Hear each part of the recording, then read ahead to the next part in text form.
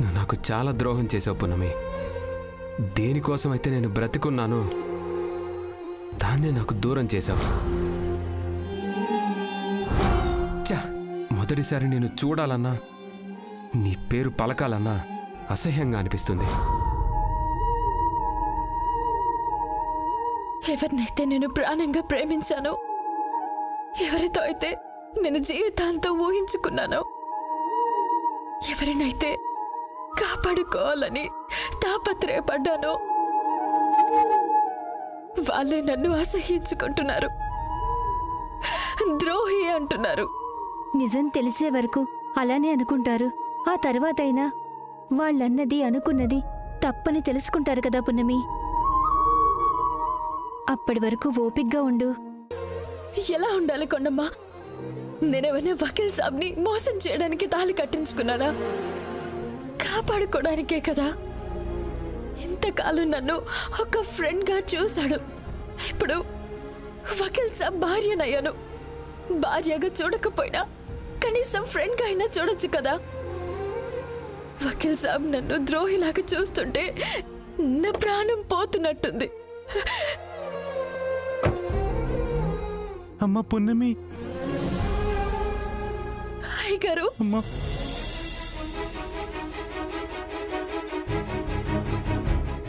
ఏడవకమ్మా,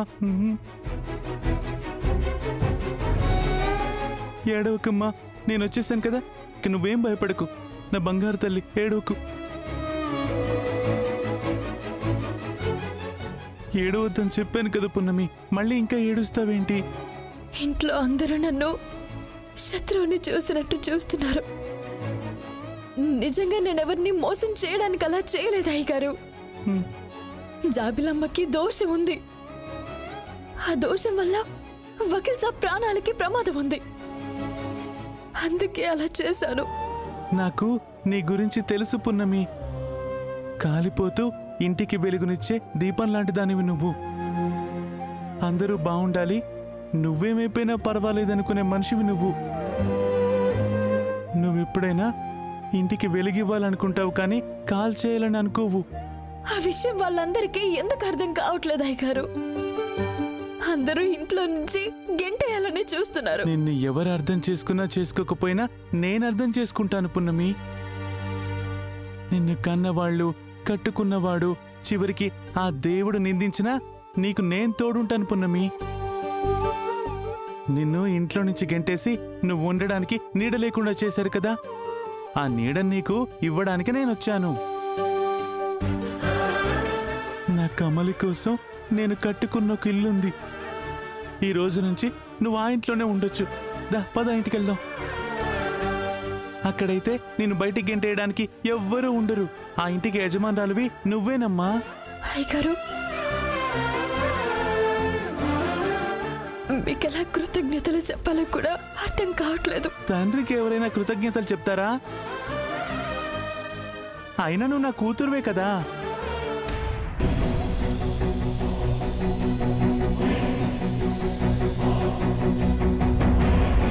పున్నమి, పున్నమి, అమ్మా,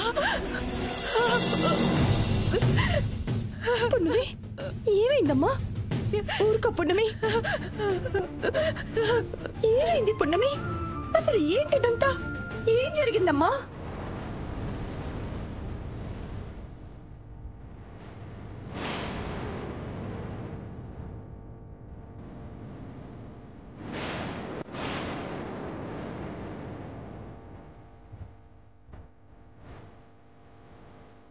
ఇదమ్మా జరిగింది. అనుకున్నాను పున్నమి, ఇలాంటిదేదో జరుగుతుందని నా మనసు కీడు శంకిస్తూనే ఉంది. అందుకే నిన్ను చూడాలని మహల్కి బయలుదేరాను. ఇంతలో నువ్వే ఇలా రోడ్డు పైన. అయినా ఇలాంటి సమయంలో నీకు తోడుగా లేకపోయాను. నన్ను క్షమించమ్మా. నువ్వేం బాధపడకు. అన్ని పరిస్థితులు చక్కబడతాయి. కొన్ని రోజులు ఓపిక పట్టమ్మా. నేను నీ జీవితాన్ని, నీ కాపురాన్ని నిలబెడతాను. సరే అమ్మా పున్నమి, నీటికి వెళ్దామా? అదే ఇప్పుడు నువ్వు ఉండబోయే ఇల్లమ్మా. దా పదండి వెళ్దాం. నారాయణమ్మా పద, తీసుకురా. పదకొండమ్మా, పదండి ఎక్కండి.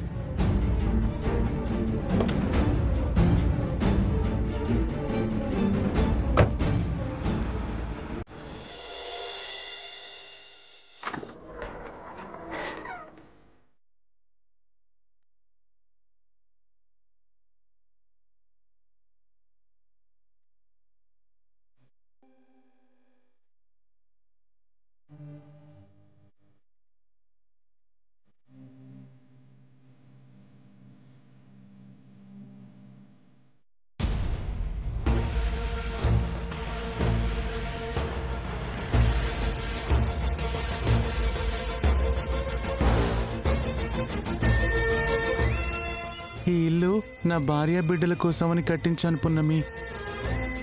ఒకవేళ వాళ్ళకి రాజ్మహల్లో సరైన గౌరవ మర్యాదలు దక్కకపోతే వాళ్లతో పాటు నేను కూడా ఇక్కడే ఉంటానేమోనని ఈ ఇల్లు కట్టించుకున్నాను. పున్నమి, ఈ రోజు నుంచి ఈ ఇల్లు నీదే. ఇక నువ్వు ఇక్కడే ఉండొచ్చు. ఇంత ఇల్లు నాకెందుకు అయ్యగారు? మా ఇల్లు ఉంది కదా, నేను మా ఇంటికి వెళ్ళిపోతాను. ఆ, మా అమ్మ దగ్గర ఉన్నట్టు కూడా ఉంటుంది.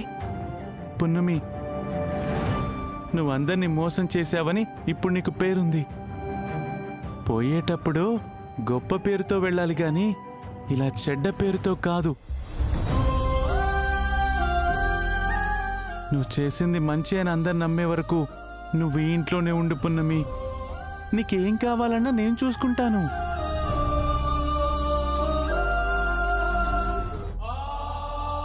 చాలా థ్యాంక్స్ అయ్యగారు.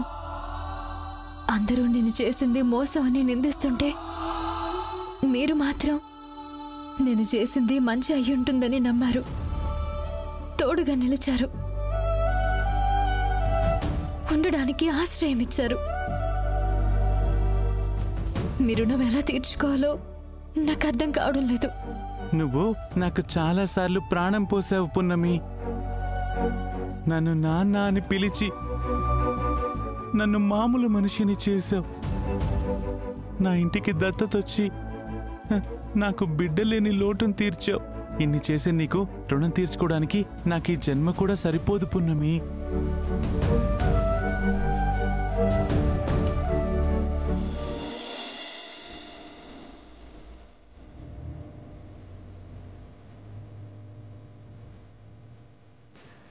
నాకు ఊహ తెలిసినప్పటి నుంచి నాన్న ప్రేమ కోసం పరితపించిపోయేదాన్ని. మీ రూపంలో నాకు ఈ జన్మకి సరిపడా నాన్న ప్రేమ దొరికింది. మీ రుణం కూడా తీర్చుకోలేని దయ్యగారు. సరే పున్నమి, మరి నేను బయలుదేరుతాను. నువ్వు ఇక్కడే ఉండు. అమ్మా పున్నమి, నువ్వు అయ్యగారిని పంపించిరా. ఈలోపు నేను కొండమ్మ ఇల్లంతా శుభ్రం చేస్తాం. నారాయణమ్మ, కొండమ్మ, పున్నమిని జాగ్రత్తగా చూసుకోండి. అలాగే అయ్యగారు. అలాగే అయ్యగారు.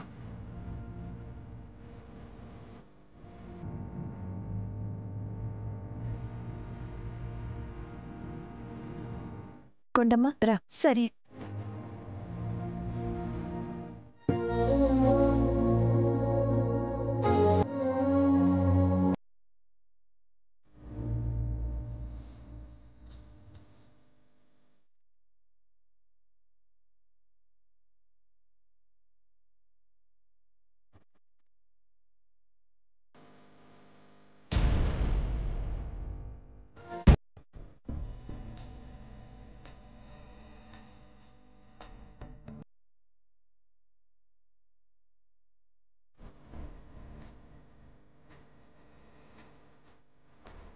రాజావారిలా ఉన్నారు. రాజావారే, మాట్లాడదాం.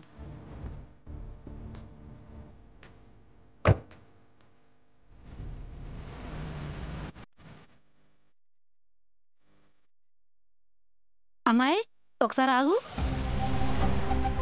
ఇందాక నీతో మాట్లాడుతుంది రాజమహల్కి చెందిన రాజావారి కుమారులు శివదేవ్ గారా?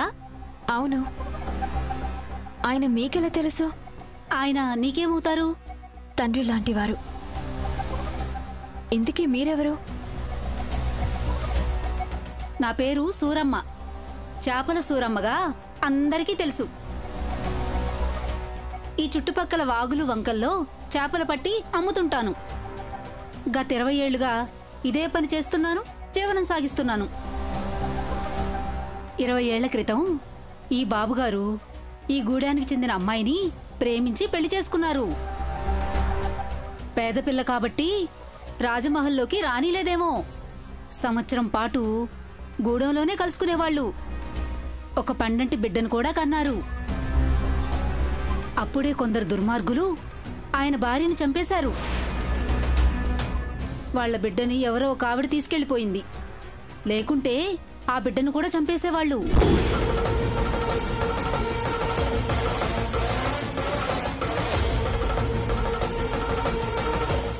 ఆ బిడ్డని ఎవరు తీసుకెళ్లారో మీకు తెలుసా? పేరు తెలీదు కానీ మొహం చూస్తే గుర్తుపడతానమ్మా. ఈవిడేంటి ఇక్కడుంది?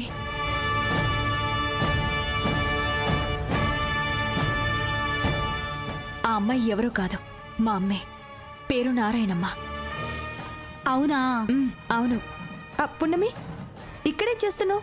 అమ్మా, అమ్మా, ఆ రోజున వెతికెళ్ళిన బిడ్డ ఎక్కడుంది? ఉంటే ఈ అమ్మాయి అంత ఎత్తుంటుందేమో కదా.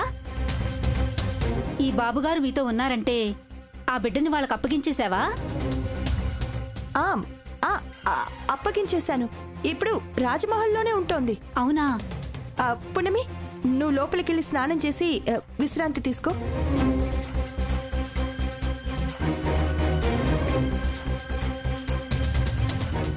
నీ బిడ్డను చూస్తుంటే కూడా జమీందారు బిడ్డలా కళ ఉట్టిపడుతుంది.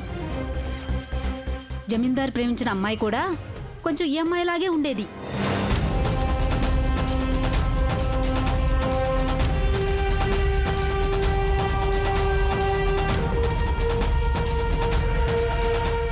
అవును, ఈ అమ్మాయి కొత్తగా పెళ్ళయిందా?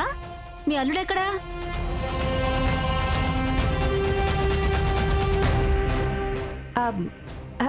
సరే అమ్మా, నేను ఇల్లు శుభ్రం చేసుకోవాలి.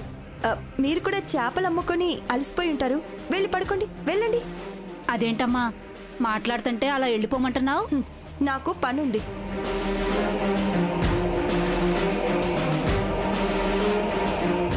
ఈ అమ్మాయి మొహం చూస్తుంటే ఆ అమ్మాయి మొహంలాగే ఉంది.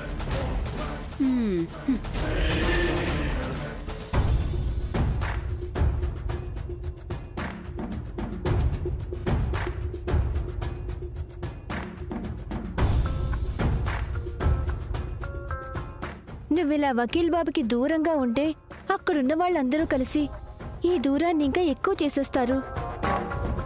సాధ్యమైనంత వరకు వకీల్ బాబుని కలుస్తూ ఉండాలి. ఎవరేం చేసినా మా మధ్య బంధాన్ని దూరం చేయలేరు కొండమ్మా. ముందు నేను చేసింది మోసం కాదు, సహాయమని అందరికీ తెలియాలి. ఆ తర్వాత వకీల్ సాబ్ నన్ను భార్యగా స్వీకరించాలి. అప్పుడు నేను కూడా నా భర్తలా ఫీల్ అవుతాను. ఇప్పుడే నేను భర్తలా ఫీల్ అయితే ఆ రోజు నేను చేసిన పని నిజంగానే మోసం అవుతుందేమో. అయినా కలవడంలో తప్పలేదు కాబట్టి రేపు వెళ్ళి కలుద్దాం.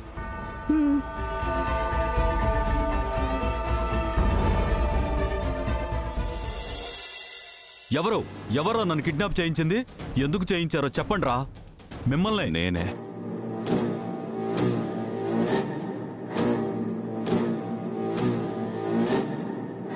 నన్ను కిడ్నాప్ చేయించింది మీరా? అవును, నేనే. నన్నెందుకు కిడ్నాప్ చేయించావు? నేనేం తప్పు చేశాను? నేనే తప్పు చేయకుండా 15 ఏళ్లు బందీగా ఉన్నాను. ఏ తప్పు చేయకుండా జైలుకు వెళ్ళాను. నేను రిలీజ్ అయ్యి ఇంటికి వెళుతుంటే మీరు నన్ను కిడ్నాప్ చేశారు. నన్ను వదిలేయండి. నా కూతుర్ని జమీందారింటి వారసురాల్ని చేయడం కోసం నిన్ను బంధించాను. మీ బిడ్డను జమీందారింటికి వారసురాలను చేయడానికి నన్ను బంధించడానికి సంబంధం ఏంటో అర్థం కావట్లేదు. సంబంధం ఉంది. జమీందారింట్లో నా కూతురుండగా పోటీకి ఇంకొక కూతురు పుట్టింది. ఆ ఇంకొక కూతురే జమీందారింటి వారసురాలవ్వబోతుంది అనే నిజం నాకు తెలిసింది. స్వార్థం పెరిగిపోయింది. ఎలాగైనా నా కూతుర్నే వారసురాల్ని చెయ్యాలని నేను అనుకున్నాను. అందుకే నా కూతురికి పోటీగా పుట్టిన ఆ బిడ్డని రాజమహల్లో అడుగు పెట్టకముందే చంపేద్దామనుకున్నాను.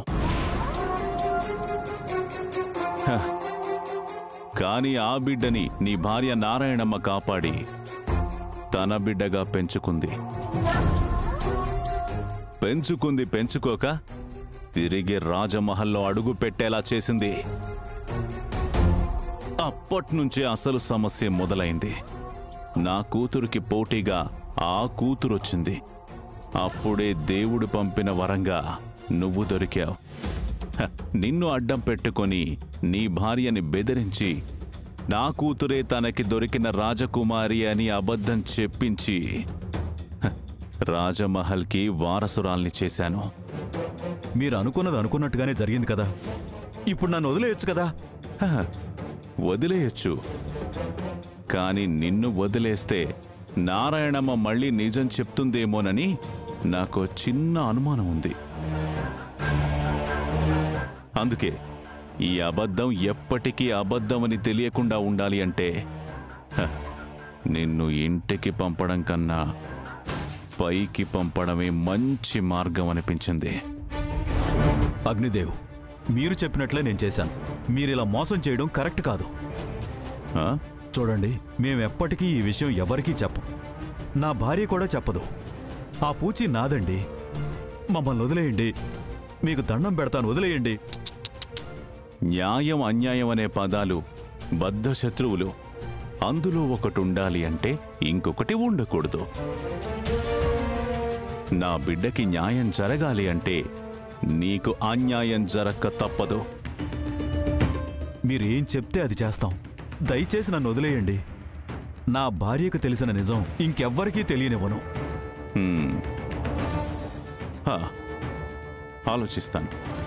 ఓకే, నేనేం చేయాలో రేపు నిర్ణయం తీసుకుంటాను. రే, జాగ్రత్తగా చూసుకోండి. అలాగే సార్. అగ్నిదేవ్,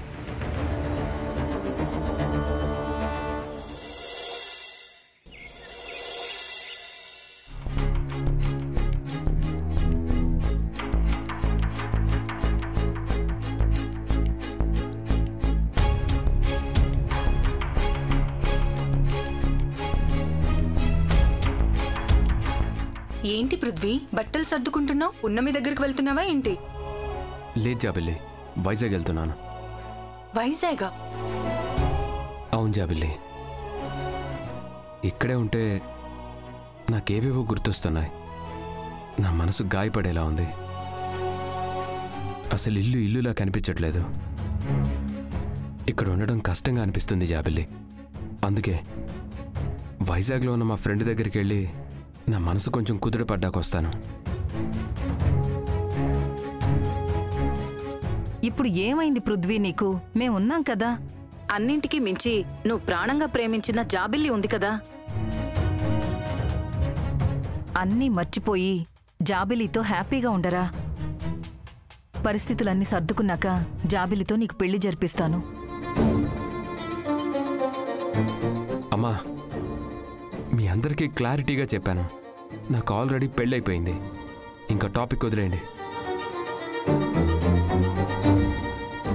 పోనీ పున్నమితో కలిసి ఉంటావా? ఉండలేనమ్మా. అయినా ఎవరు వద్దనిపిస్తుంది. అయితే నువ్వు వైజాగ్ వెళ్లేలోపు ఆ పున్నమికి విడాకులిచ్చేసి వెళ్ళు.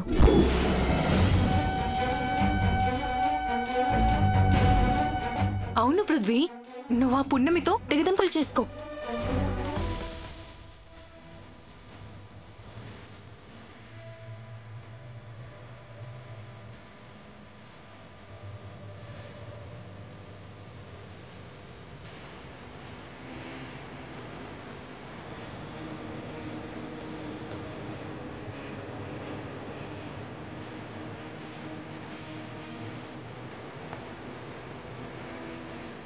గుమ్మం దాకా వచ్చి లోపలికి వెళ్ళడానికి ఎందుకు ఆలోచిస్తున్నావు పున్నమి?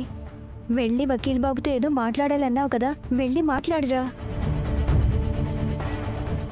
లేదు కొండమ్మా, పెద్దమ్మగారి దృష్టిలో నేను చేసింది పెద్ద తప్పు, మోసం, ద్రోహం. ఇలాంటి సమయంలో నేను మళ్ళీ వాళ్ళకి కనిపించి వాళ్ళని బాధ పెట్టలేను. నువ్వు ఒక పని చేయి. చెప్పు పున్నమి. నువ్వు లోపలికి వెళ్ళి వకీల్ సాబ్ని బయటికి తీసుకునిరా. అయ్యో, నేనెలా వెళ్ళగలను పున్నమి? ఆ జాబిల్లి, వైదికమ్మ, అగ్నిదేవులు నన్ను చూశారంటే రాబందుల్లా మీద పడతారేమో. సరే, నీకోసం వెళ్తాను. నువ్వు పృథ్వీబాబు కలుస్తారనే ఆశతో వెళ్తాను.